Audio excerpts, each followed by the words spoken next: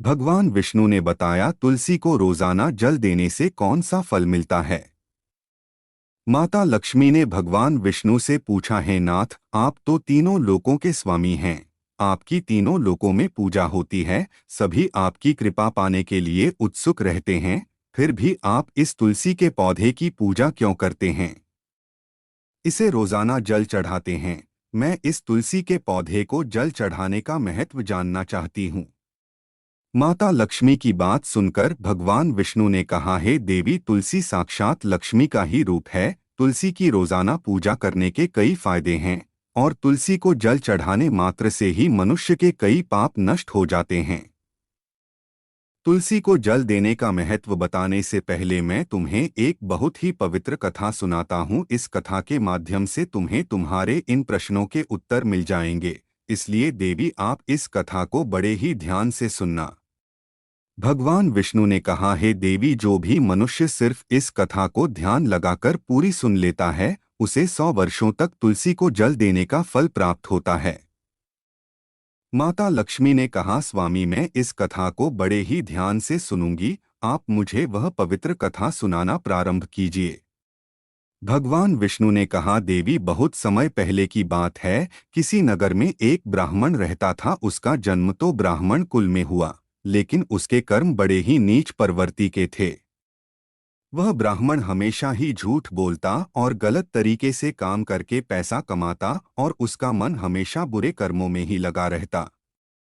उसका मन सदैव ही जुआ, वेश्यावृत्ति और चोरी में ही लगा रहता। उसने अपने जीवन में कभी भी पुण्य के काम नहीं किए और शास्त्रों का अध्ययन भी नहीं किया। ब्राह्मण होते हुए भी कभी पूजा पाठ नहीं किया। सदैव ही उसका मन दूसरों के धन पर लगा रहता और वह दिन में जो भी धन कमाता उसे रात्रि में जुआ और वेश्यावृत्ति में उड़ा दिया करता। इस तरह वह ब्राह्मण अपने जीवन को पापों कर्मों में ही गुजार रहा था। उसने अपने मुख से कभी भी भगवान का नाम नहीं लिया और न कभी देवी देवताओं का पूजन किया। इस प्रकार से पाप करते हुए उसे कई वर्ष बीत गए। फिर एक दिन वह ब्राह्मण कुछ खरीदारी करने के लिए एक नगर में जा पहुंचा। उस नगर के पास में गंगा नदी बहती है और उस नदी में स्नान करने के लिए दूर दूर से लोग आया करते थे। फिर वह ब्राह्मण गंगा जी के किनारे एक आश्रम में ठहर जाता है। उस आश्रम में अनेक विद्वान ब्राह्मण प्रतिदिन पुराणों का पाठ तथा भगवान की भक्ति में लीन रहते थे। वह ब्राह्मण भी ढोंग करता हुआ वहीं पर उनके साथ रुक गया और उन ब्राह्मणों के साथ रहकर उसे भी भगवान का नाम लेने का अवसर मिल रहा था। वह उसी स्थान पर कुछ दिनों के लिए रुक गया। फिर वहां पर आए हुए लोगों ने गायों का पूजन करके ब्राह्मणों को भोजन कराया, तो उस ब्राह्मण ने भी उनके साथ बैठकर भोजन किया और भगवान का प्रसाद ग्रहण किया। वहीं पर उस आश्रम में एक तुलसी का पौधा था। वह ब्राह्मण जाने अनजाने में उस तुलसी के पौधे में पानी डाला करता था। उसके मन में कोई विचार नहीं था कि वह क्या कर रहा है। वह प्रतिदिन सुबह उठकर बाल्टी में पानी लेकर तुलसी के पौधे में डालता था। यह उसका रोज का नियम बन गया था। फिर एक दिन की बात है, वह आश्रम में सोया हुआ था, तभी अचानक उसके पास एक काला सर्प आया और उस काले सर्प ने उसे नींद में ही डस लिया और थोड़ी ही देर में उस ब्राह्मण की नींद में ही मृत्यु हो गई। और जब सुबह दूसरे ब्राह्मणों ने उसे इस अवस्था में देखा तो उन्होंने उसके मुख में तुलसी पत्र और तुलसी का जल डाल दिया। जब ब्राह्मणों को पता चला कि उसकी मृत्यु हो चुकी है, तब वहां पर यमदूत आते हैं और उस ब्राह्मण को पकड़कर यमलोक ले जाने लगते हैं। तब रास्ते में जाते हुए वह ब्राह्मण विलाप करने लगा और यमदूतों से कहने लगा, हे यमदूतों, मुझे कहाँ ले जा रहे हो और मेरी मृत्यु किस कारण से हुई है। तब यमदूत कहने लगे, हे ब्राह्मण, तुमने जन्म से लेकर मृत्यु तक बहुत पाप कर्म किए हैं और तुम्हारे पापों के कारण ही तुम्हें एक काले सर्प ने काट लिया और जिसकी वजह से तुम्हारी मृत्यु हुई है। और अब हम तुम्हें यमपुरी लेकर जा रहे हैं। वहां पर यमराज तुम्हारे पापों कर्मों का लेखा जोखा देखेंगे और निश्चित ही तुम्हें घोर नरक में डालेंगे। फिर वह ब्राह्मण फूट फूट कर रोने लगा और उन यमदूतों से माफी मांगने लगा, किंतु यमदूतों को उस पर जरा सी भी दया नहीं आई और वे उसे मारते हुए यमलोक ले गए। जब यमदूतों ने उस ब्राह्मण को लेकर यमराज के सामने उपस्थित हुए, यमराज के पास बैठे हुए चित्रगुप्त ने उस ब्राह्मण के कर्मों का लेखा जोखा निकाला और यमराज से कहने लगे, हे धर्मराज, इस ब्राह्मण ने तो अपने पूरे जीवन भर पाप ही पाप किए हैं। इसने अपने जीवन में कभी पुण्य का काम नहीं किया। यह तो घोर पापी है। इसे तो हमेशा के लिए नरक में डाल दिया जाए। फिर यमराज कहते हैं, यमदूतों, जीवन बर्बाद करने वाले इस ब्राह्मण को उठाकर ले जाओ और इसे नरक में डाल दो। यमराज का आदेश मिलते ही वे यमदूत उस ब्राह्मण को लेकर नरक की ओर चल दिए और ब्राह्मण को पीटते हुए नरक में ले गए और वहां ले जाकर उसे खौलते हुए तेल की कढ़ाई में डाल दिया। परंतु जैसे ही उस ब्राह्मण को खौलते हुए तेल की कढ़ाई में डाला तो वह तेल एकदम से ठंडा और शीतल हो गया। इस घटना को देखकर उस यमदूत को बहुत आश्चर्य हुआ। ऐसा उसके साथ पहले कभी नहीं हुआ था। उस यमदूत ने कितने ही पापियों को उस तेल की कड़ाही में डाला था और वे सभी उस खौलते हुए तेल में गिरकर छटपटाने लगते थे। लेकिन जैसे ही वह ब्राह्मण गर्म तेल की कड़ाही में गिरा तो वह तेल अचानक से शांत और शीतल हो गया। इस आश्चर्यजनक घटना को देखकर वह यमदूत जल्दी से दौड़ता हुआ यमराज के पास पहुंचा। यमदूत को देखकर यमराज ने कहा, हे यमदूत, क्या बात है? तुम इतने घबराए हुए क्यों लग रहे हो? वह यमदूत कहता है, धर्मराज, आपने जिस ब्राह्मण को नरक में डालने के लिए कहा था, मैंने जैसे ही उसे खौलते हुए तेल की कड़ाही में डाला तो उस भट्ठी की अग्नि ही बुझ गई और वह खौलता हुआ तेल भी बिल्कुल ठंडा हो गया। फिर यमराज कहते हैं, यमदूत, यह तो बड़ी ही विचित्र घटना है। ऐसा तो पहले कभी नहीं हुआ था। यमराज विचार कर ही रहे थे कि तभी वहां पर नारद मुनि प्रकट होते हैं। नारद मुनि को देखकर यमराज अत्यंत प्रसन्न होते हैं और उन्हें प्रणाम करते हैं और उनका स्वागत भी करते हैं।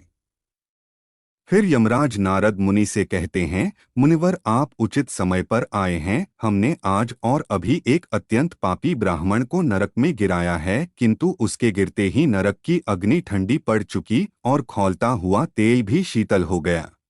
तब नारद मुनि ने यमराज से कहा, हे धर्मराज, आपने जिस ब्राह्मण को नरक में डाला है वह नरक में डालने योग्य नहीं है, क्योंकि उस ब्राह्मण के द्वारा अनजाने में ही ऐसा कर्म हुआ है जो नरक का नाश करने वाला है। जो मनुष्य पुण्य कर्म करने वाले लोगों की संगति करता है उसे उनके पुण्यों का भाग जरूर मिलता है, और यह ब्राह्मण तो कई दिनों तक भगवान के भक्तों के साथ रहा है और इस ब्राह्मण ने आश्रम में रहते हुए रोजाना तुलसी में जल डाला है, इसलिए यह ब्राह्मण बड़ा पुण्यात्मा बन गया है और इसके सारे पाप नष्ट हो गए हैं। यह ब्राह्मण अब स्वर्ग लोक में जाने का अधिकारी बन गया है। इस ब्राह्मण ने अनजाने में ही इतना पुण्य कमाया है जो कई जन्मों तक मनुष्य को प्राप्त नहीं होता है। इसलिए हे धर्मराज, आप इस ब्राह्मण को नरक में मत डालो और इसके पापों के लिए इसे केवल इतना दंड दो, इसे सभी नरकों का दर्शन कराओ। नारद मुनि की बात सुनकर यमराज बहुत ही खुश होते हैं और उस ब्राह्मण को फौरन नरक से निकालने का आदेश देते हैं और अपने यमदूतों से कहते हैं, यमदूतों, इस ब्राह्मण को ले जाओ और संपूर्ण नरकों का दर्शन कराओ। फिर यमदूत उस ब्राह्मण को ले जाते हैं और संपूर्ण नरकों का दर्शन कराते हैं। भगवान विष्णु ने कहा, देवी, इस प्रकार से यमदूत उस ब्राह्मण को संपूर्ण नरकों का दर्शन कराते हैं और उसे यक्ष लोक में ले जाते हैं और फिर वह ब्राह्मण एक यक्ष बन जाता है। भगवान विष्णु कहते हैं, हे देवी, वनस्पति नाम तुलसी, मास नाम कार्तिक, तिथि नाम एकादशी। विष्णु भगवान कहते हैं, हे देवी, वनस्पतियों में मुझे तुलसी प्रिय है, मास में कार्तिक मास और तिथि में एकादशी अत्यंत प्रिय है। इसलिए जो मनुष्य रोजाना तुलसी की पूजा पाठ करता है और तुलसी को जल देता है वह मनुष्य मुझे सबसे अधिक प्रिय है। उस मनुष्य की कभी भी दुर्गति नहीं होती है और वह मनुष्य कभी नरक में नहीं गिरता है। जिन घरों में तुलसी का पौधा सदैव हरा भरा रहता है उस घर में सुख शांति और समृद्धि बनी रहती है। भगवान विष्णु कहते हैं, देवी, मेरी पूजा में और मुझे चढ़ाए जाने वाले भोग में तुलसी के पत्र अवश्य होनी चाहिए। क्योंकि तुलसी पत्र के बिना मैं किसी भी प्रकार का भोग स्वीकार नहीं करता हूँ, इसलिए प्रत्येक घर में तुलसी का पौधा अवश्य होना चाहिए। अगर आपके घर में तुलसी का पौधा है तो सुख शांति और समृद्धि के लिए तुलसी को चुनरी अवश्य चढ़ानी चाहिए, और हमेशा ध्यान रखें कि तुलसी का पौधा चुनरी के बिना अधूरा होता है। तुलसी केवल एक पौधा ही नहीं है, बल्कि वह एक देवी है, अर्थात मेरी पत्नी है। इसलिए तुलसी को चुनरी अवश्य ही चढ़ानी चाहिए। इससे पति पत्नी में प्रेम और विश्वास बढ़ता है। पति पत्नी का दाम्पत्य जीवन खुशहाल बना रहता है। घर में रहने वाली महिला सदा सुहागिन और सौभाग्यशाली रहती है। तुलसी का विवाह भी अवश्य कराना चाहिए। इससे मनुष्य के सभी दुख का अंत होता है और सांसारिक जीवन सुखमय बीतता है। भगवान विष्णु कहते हैं, देवी, तुलसी के पौधे के पास अपने मुख से अपशब्द नहीं बोलने चाहिए। तुलसी के नजदीक भूल से भी जूते चप्पल झाड़ू पोछा नहीं रखना चाहिए, इसे पाप माना गया है। तुलसी के पौधे के पास जल से भरा हुआ बर्तन भी नहीं रखना चाहिए। तुलसी के पौधे के पास दीपक जलाने के बाद दीपक जब बुझ जाए तो वहां से हटा देना चाहिए, क्योंकि तुलसी के नीचे बुझा हुआ दीपक रखना अशुभ माना जाता है। जिस स्थान पर भी तुलसी का पौधा होता है उस स्थान को हमेशा ही साफ स्वच्छ रखना चाहिए। इसलिए नियमित रूप से तुलसी के पौधे के पास साफ सफाई का ध्यान रखना चाहिए। तुलसी के पौधे में शिवलिंग और गणेश जी की प्रतिमा नहीं रखनी चाहिए। साथ ही तुलसी के गमले में अन्य किसी भी प्रकार का पौधा लगाना अशुभ होता है। तुलसी के पौधे के पास कपड़े भी नहीं सुखाने चाहिए, अन्यथा कपड़ों का गंदा पानी तुलसी के पौधे पर गिर सकता है।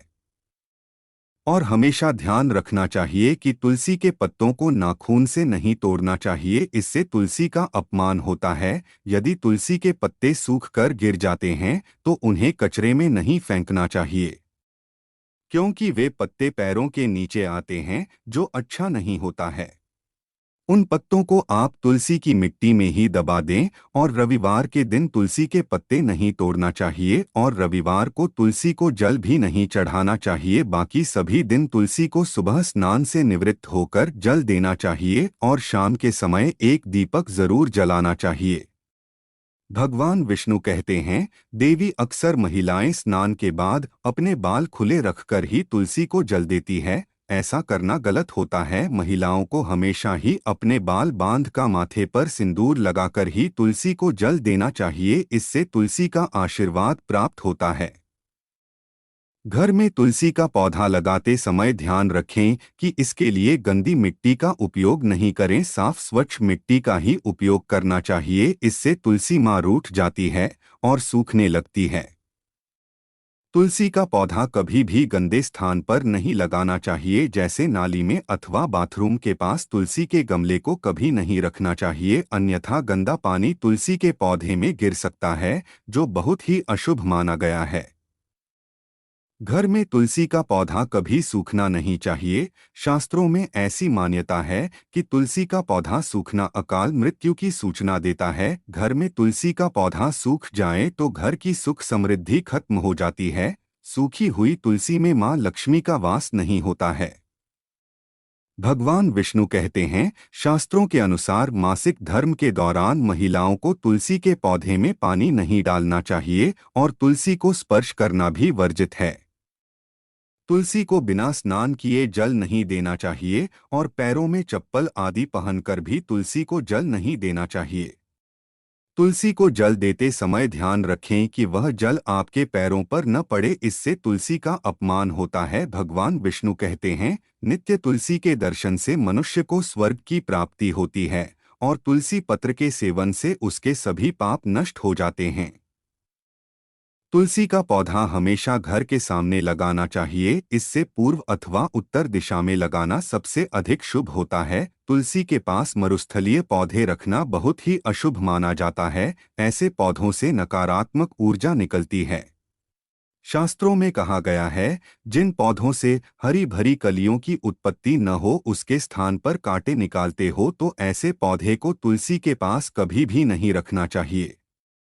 शास्त्रों में केले के पौधे का विशेष महत्व बताया गया है। अगर तुलसी के पास केले का पौधा लगा देते हैं तो कई गुना अधिक लाभ प्राप्त होते हैं। केले के पौधे में देवी स्वयं मेरा वास होता है। इसे तुलसी के पास लगाने से घर में सुख समृद्धि आती है।